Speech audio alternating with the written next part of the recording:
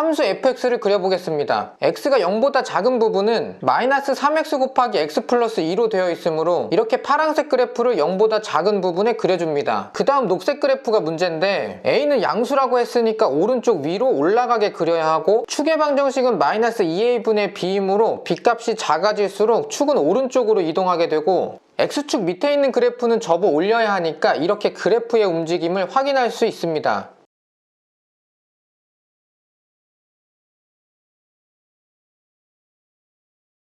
GT는 이렇게 노란색 직선으로 표현한 y는 t라는 값과의 교점 중 가장 작은 값을 말합니다. 이렇게 직선을 그리면 이 노란색 점이 x1이 됩니다. 점점 t값을 증가시키면 노란색 점 x1은 이렇게 파란색 그래프를 따라 올라가게 됩니다. y값이 3인 지점에서 조금 더 올라가면 교점의 x좌표 중 가장 작은 x1이 이 노란색 점이 되므로 불연속점이 생기게 됩니다. 그런데 이 그래프는 3에서 불연속이고 이후에는 불연속점이 없으니까 가 조건을 만족시키지 못합니다.